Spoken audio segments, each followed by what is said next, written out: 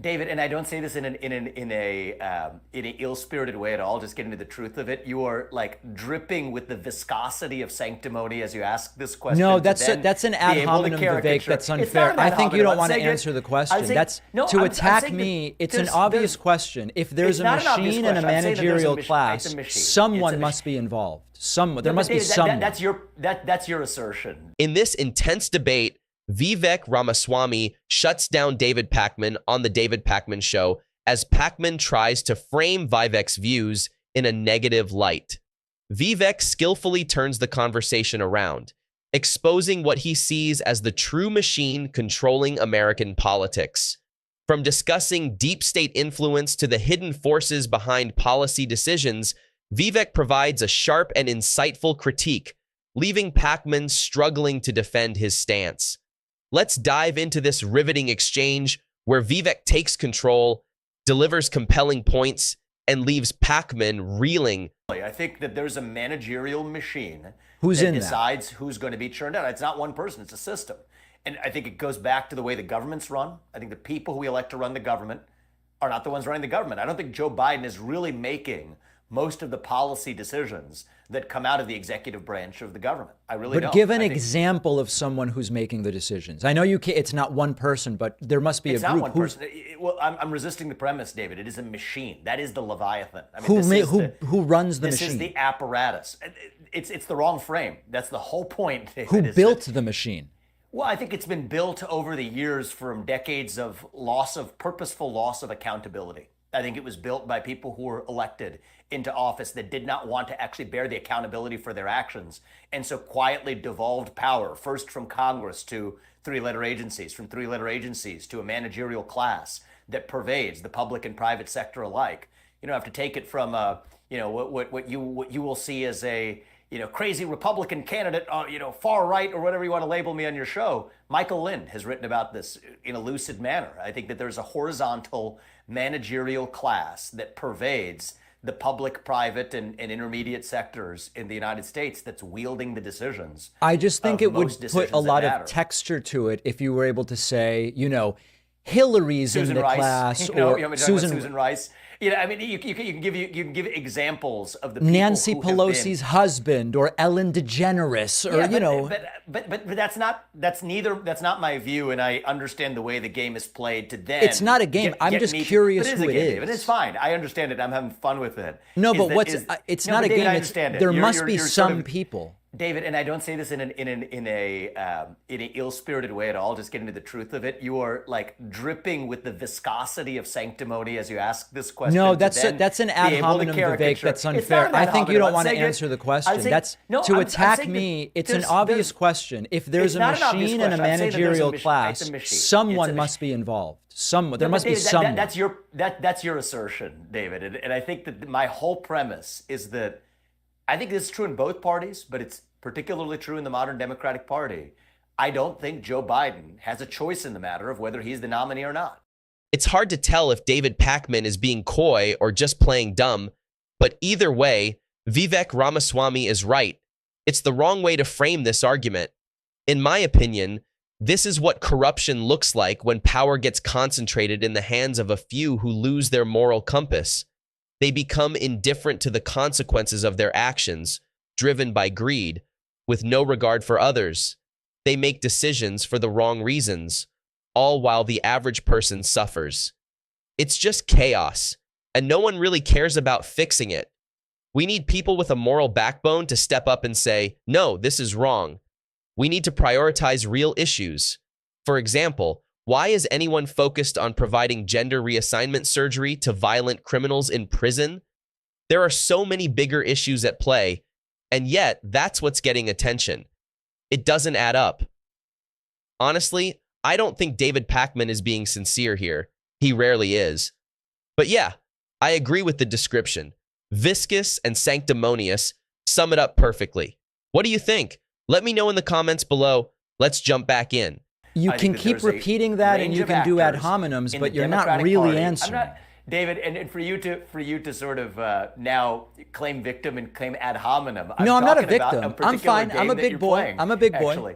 I'm a big Well, boy. of course you are, and so I'm treating you like one. Yeah. And so I think the viscosity of the questioning is basically resisting the premise of the core point that I'm sharing with you, which is that it is not one puppet master that's an individual. I agree. It is a managerial machine that in the Democratic Party, in the Democratic establishment, and I think it exists in the Republican establishment too, is designed to crush the will of everyday citizens and to decide that this is who will be served.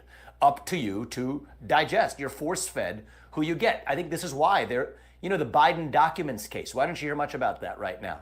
Why don't you, the open-ended investigation of Hunter Biden? I think these are levers that if Joe Biden tries to act like an agent and say when their time of deciding that he's not the nominee, well, I think that's when you're going to see those investigations then pick up steam to say that, well, you're not getting out of the way. We're going to get you out of the way. I think that is the Leviathan. It is not an individual. It's not individual action. It is collective But I'm not action. claiming it's That's an the individual. premise. I mean, listen, I think ultimately the audience can evaluate. When I say give me anyone, and you say my questions are when you say my questions are viscous, one of hundreds of people, the Susan Rices of the world, sure, fit in Okay. that machine, but it's not one puppet master. people behind like the scene. Susan Rice. Yes, People like exactly. Susan Rice. People of that All right. class, absolutely. That's an answer. That could have been the first thing. I mean, I don't know why my questions are viscous. But I've played this game enough to know to say that, oh, well, Vivek thinks Susan Rice is the puppet master behind the No, scenes. I'm not It's saying one that. person. It's I have part of the no machine. interest in saying that you said that. I just wanted to feel. I just was like, what sorts of people are you Well, there thinking you got about? an answer. There you go. Whatever games others might play, I'm certainly not playing with you. I'm just curious who you're referring to, and people can judge it. Yeah, absolutely. And I think people have an innate understanding that the people who are the politicians pretending to make those decisions, they're not really the ones making those decisions today. And I think the more clearly we see that, the more clearly we understand the work we have cut out ahead of us to reform a broken system. I'll give you other examples too while we're at it. See, now that you sort of clarified where you are on which premise you're asking about, I think the donor class is part of this as well. I think there's a lot of people who in the Democratic Party, you're told that the Democratic Party stands for one person, one vote. Right. Well, I don't think so, not so clearly. I think that the people who are writing multi-million-dollar checks, even though they say you can only give $3,300 to Joe Biden, Right. why is he flying to Greenwich, Connecticut for $25,000 or $50,000 a plate dinners? I And think this those applies to people also play a Harlan big Crow and the role. Koch brothers too, right?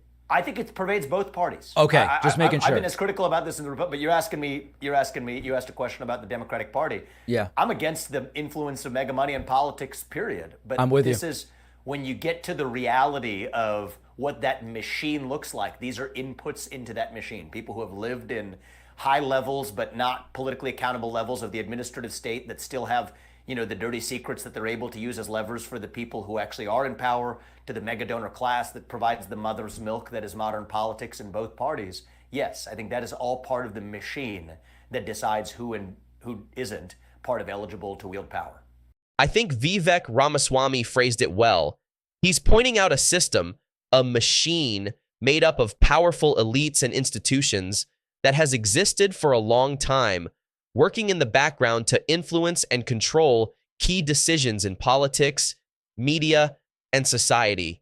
This isn't something new, but it has become more visible with figures like Donald Trump, who have challenged the status quo. In doing so, these elites may have overplayed their hand, exposing the extent of their control and influence in ways we hadn't seen so blatantly before. When you start seeing news and narratives that seem so obviously manufactured or misleading, yet everyone in power and the media goes along with it, it's a clear sign of how vast and entrenched this system really is. This is what we mean when we talk about state capture.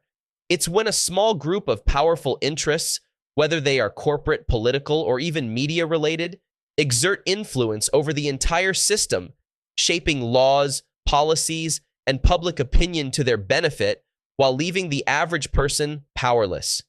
You can call it the World Economic Forum, WEF.